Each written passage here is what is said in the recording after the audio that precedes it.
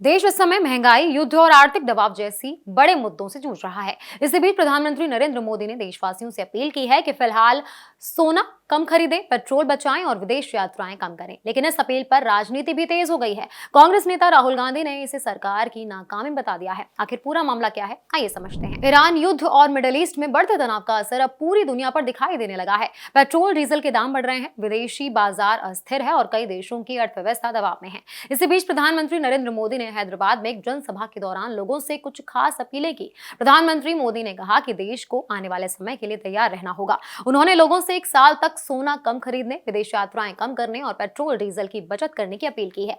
PM Modi ने कहा कि कोरोना काल में लोगों ने work from home, online meeting और वीडियो कॉन्फ्रेंस जैसी चीजों को अपनाया था। अब जरूरत पड़ने पर फिर से वही तरीके अपनाने होंगे ताकि ईंधन और विदेशी मुद्रा की बचत हो सके। प्रधानमंत्री ने यह भी कहा कि दुनिया में जो हालात बने हैं उनका असर लंबे समय तक रह सकता है, इसीलिए देश को एकजुट होकर चुनौतियों का सामना करना होगा। उन्होंने किसानों का भी जिक्र किया और कहा कि आज अंतर्राष्ट्रीय बाजार में खाद की एक बोरी करीबन 3000 रुपए की बिक रही है, लेकिन भारत सरकार किसानों को वही खाद करीबन 300 रुपए में उपलब्ध करा रही है।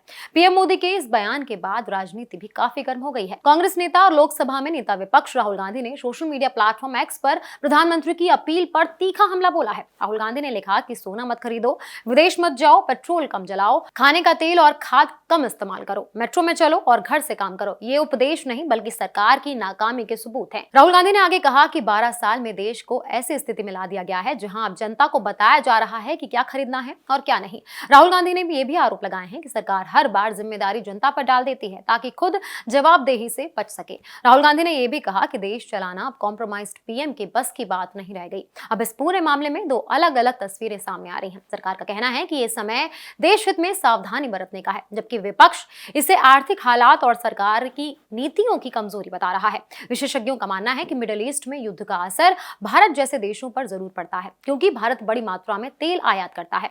ऐसे में पेट्रोल डीजल की कीमतें बढ़ने का असर आम लोगों की जेब पर जरूर पड़ सकता है। यही वजह है कि सरकार ईंधन बचाने और खर्च कम करने की सलाह दे रही है।